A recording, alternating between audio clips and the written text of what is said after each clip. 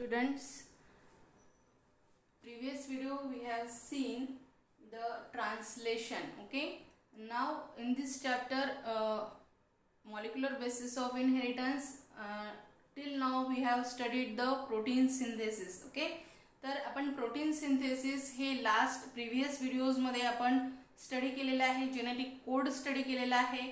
तर आपण आतापर्यंत शिकलो आहोत की प्रोटीनचं सिंथेसिस कसं होतं. ओके, जसं की सेंट्रल डॉग्मा मी सांगितलेलं आहे की DNA एके टेम्पलेटपासून ट्रान्स्क्रिप्शन होतं, ट्रान्स्क्रिप्शन होऊन mRNA तयार होतं, mRNAचं त्याच्यानंतर ट्रान्सलेशन होतं, जे ट्रान्सलेशन आपण आधीच्या व्हिडिओमध्ये प्रीवियस व्हिडिओमध्ये पाहिलेलं आहे.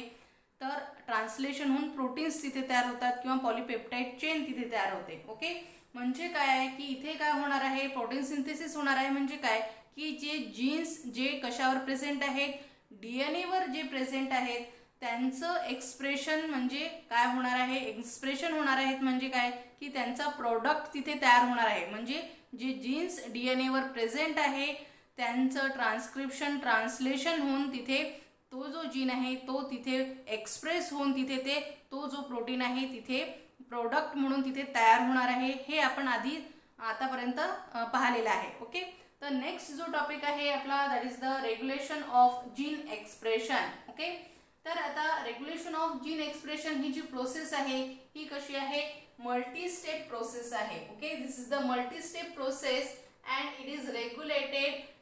ही जी प्रोसेस आहे जीन एक्सप्रेशनची ही काय आहे, मल्टी स्टेप प्रोसेस आहे. आपण स्टडी केलेला आहे प्रोटीन सिंथेसिस, त्याच्यात आपण पाहिलेलं आहे की जीनचं एक्सप्रेशन होताना वेरियस स्टेप्स आहेत, ट्रान्सक्रिप्शन आहे, ट्रान्सलेशन आहे. तर असे स्टेप्स आहेत आणि याच्यावर जे कंट्रोल आहे हे रेग्युलेटेड होत आहे आणि त्यांचं रेग्युलेशन झाल्यानंतर आपल्याला काय दिसतं, तिथे जीनचं एक्सप्रेशन दिसतं. तिथे आपण आताच जसं मी सांगितलं ज्याचा रिझल्ट आपल्याला काय दिसतं की formation of a polypeptide chain. म्हणजे काय की डीएनएचं कन्व्हर्शन प्रोटीन्स मध्ये होत आहे. ओके, डीएनएचं कन्व्हर्शन कशात होत आहे, प्रोडक्ट कशात मिळत आहे, प्रोटीन्स मध्ये मिळत आहे. म्हणजे काय होत आहे, तिथे जीनचं एक्सप्रेशन होत आहे. तिथे काय होत आहे, जीनचं एक्सप्रेशन होत आहे. म्हणजे काय की डीएनएचं प्रोडक्ट काय तयार होत आहे, म्हणजे जीनचं एक्सप्रेशन होत आहे. म्हणजे डीएनएचा प्रोडक्ट कशात तयार होत आहे, प्रोटीन्स मध्ये होत आहे. ओके, तर आता हे जे जीनचं एक्सप्रेशन झालेलं आहे याच्यावर काहीतरी कंट्रोल करायचं आहे. ओके, म्हणजे जे प्रोटीन्स जे आहेत त्यांना ज्यांचं सिंथेसाइज जे आहे, जी सिंथेसिस आहे ती जी कंट्रोल करायची प्रोसेसलाच काय म्हटलं जातं, रेग्युलेशन म्हटलं जातं. त्यालाच काय म्हटलं जातं, ज्यावेळेस हे जे जीन्सचं एक्सप्रेशन म्हणजे डीएनएचं कन्व्हर्शन प्रोटीन मध्ये होत आहे, म्हणजे एक्सप्रेशन होत आहे, त्याला कंट्रोल करण्याचं काम त्यालाच काय म्हटलं जातं, रेग्युलेशन म्हटलं जातं. ओके, म्हणजे आता प्रत्येक जर प्रोटीन तिथे तयार होत राहिला तर ज्याची आवश्यकता नाही तो सुद्धा जर प्रोटीन तिथे तयार होत राहिला तर काय होईल, तिथे काय होईल की सेल मेकॅनिझम काय होईल, डिस्ट्रॉय होईल. ओके, तर हे मेकॅनिझम तिथे असायला पाहिजे, असा कोणता कंट्रोल तिथे असायला पाहिजे की ज्यावेळेस ज्या प्रोटीनची जिथे आवश्यकता आहे, सेलला ज्या प्रोटीनची ज्या स्टेपवर आवश्यकता आहे ते प्रोटीनच फक्त तिथे तयार झाले पाहिजे. म्हणजेच काय, त्या प्रोटीनचं जे जीन आहे त्यांचंच जे आहे त्यांचंच एक्सप्रेशन झालं पाहिजे.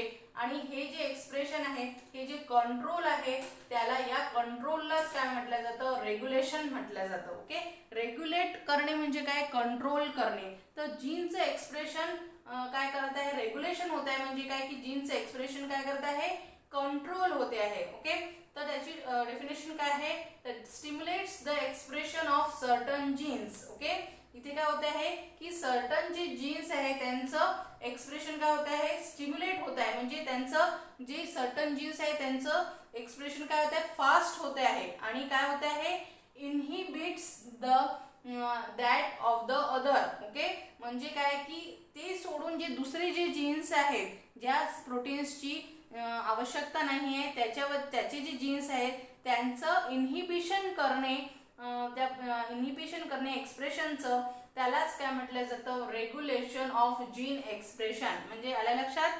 तर सर्टन जीन्सचं फक्त एक्सप्रेशन स्टिम्युलेट करणे म्हणजे त्यांचं फास्ट करणे आणि ज्या प्रोटीन्सची जिथे आवश्यकता नाही आहे त्या प्रोटीन्सचे जीन्स आहेत ते काय करणे त्यांचं इन्हिबिशन करणे त्यालाच काय म्हटलं जातं रेग्युलेशन ऑफ जीन एक्सप्रेशन म्हटलं जातं. त्यालाच काय म्हटलं जातं रेग्युलेशन ऑफ जीन एक्सप्रेशन म्हटलं जातं.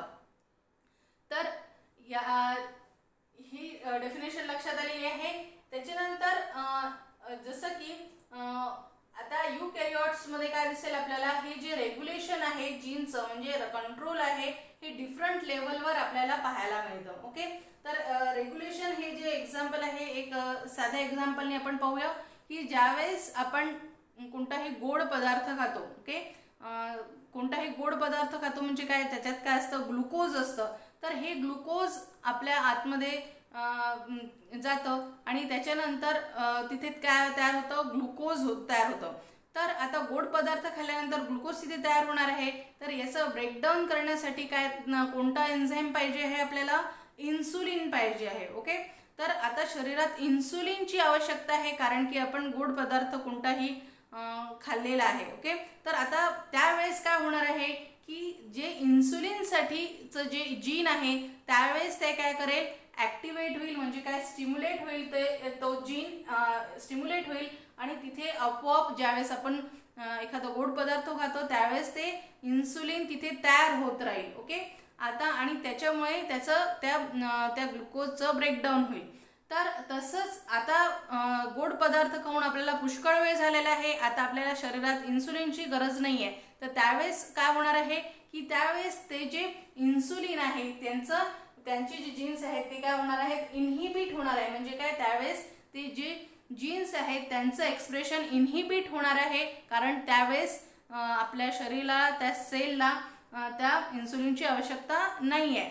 म्हणून म्हणजे याच्यावरूनच असं दिसत आहे की म्हणजे जसे आवश्यकता आहे सेलला किंवा ऑर्गॅनिझमला त्याच्यानुसारच जीनचं एक्सप्रेशन म्हणजे जशी आवश्यकता असेल प्रोटीन्सची एन्झाईमची त्याच्यानुसारच त्याचं रेग्युलेशन होत आहे म्हणजे स्टिम्युलेट होत आहे किंवा इनहिबिट होत आहे जीन्स. त्यालाच काय म्हटलं जातं regulation of gene expression. Okay, तर युकॅरियोट्स मध्ये आपल्याला काय पाहायला मिळतं की हे जे रेग्युलेशन आहे म्हणजे जो कंट्रोल आहे जीनचा हा डिफरंट लेवलवर पाहायला मिळतो. जसं की आताच आपण प्रोटीन सिंथेसिसची जी प्रोसेस आहे ती आतापर्यंत स्टडी केलेली आहे. तर त्याच्यात वेगवेगळ्या ज्या स्टेप्स आहेत त्या ओके त्या स्टेप्समध्येच जर त्याला आपण कंट्रोल केलं म्हणजे काय की ते इनहिबिट केलं तर आपल्याला काय मिळेल की ते रेग्युलेशन तिथे पाहायला मिळेल. ओके, तर फर्स्ट स्टेप जी आहे that is the transcription level. Okay, that is the formation of the primary transcript. तर आपण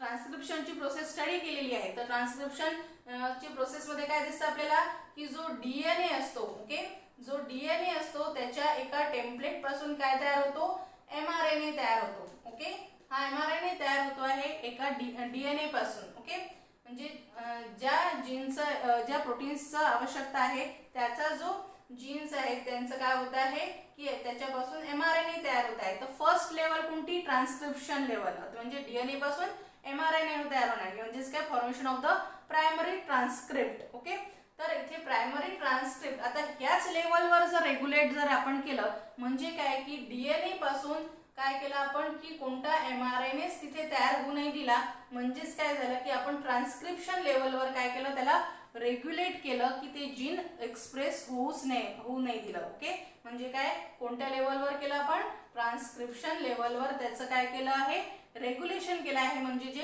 प्रायमरी ट्रान्सक्रिप्ट जे तयार झालेलं आहे ते तयारच आपण होऊ दिला नाही आहे डीएनए पासून.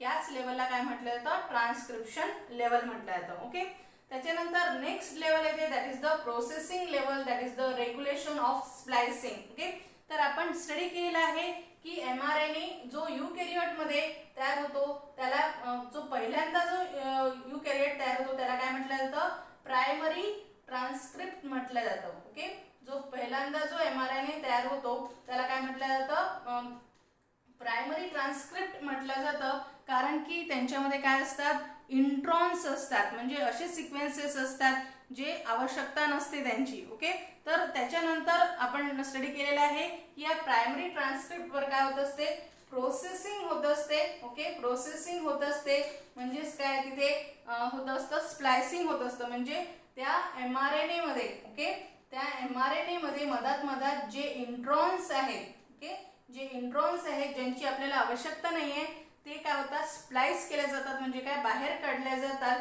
त्यालाच काय म्हटलं जातं, प्रोसेसिंग म्हटलं जातं. आणि त्याच्यानंतरच आपल्याला कोणता जो मॅच्युअर जो mRNA पाहायला मिळतो. ओके, तर हा जो इंट्रॉन्स आहेत, हे जे इंट्रॉन्स बाहेर काढण्यालाच काय म्हटलं जातं, स्प्लायसिंग म्हटलं जातं. म्हणजेच काय की आता असं झालेलं आहे की आता एखाद्या वेळेस mRNA हा प्रायमरी ट्रान्सक्रिप्ट DNA पासून हा जो प्रायमरी ट्रान्सक्रिप्ट आहे हा तयार होऊन गेला. ओके, म्हणजे त्यावेळेस कंट्रोल करता नाही आलं, प्रायमरी ट्रान्सक्रिप्ट तिथे तयार झाला. मग आता काय करणार, कोणत्या लेवलवर कंट्रोल करणार, तर या प्रोसेसिंगवर कंट्रोल करणार. म्हणजे काय की इथे mRNA तयार झाल्यानंतर याची प्रोसेसिंगच होऊ देणार नाही. ओके, याची प्रोसेसिंगच होऊ देणार नाही, ज्याच्यामुळे जो मॅच्युअर जो mRNA हा तयारच होणार नाही आणि तिथे त्याच्यानंतर त्याचं ट्रान्सलेशन होणार नाही आणि प्रोटीनचं सिंथेसिस सुद्धा होणार आहे. म्हणजे पहिल्या लेवलवर जर फेल झालं म्हणजे DNA पासून प्रायमरी ट्रान्सक्रिप्ट तयार झाला, आता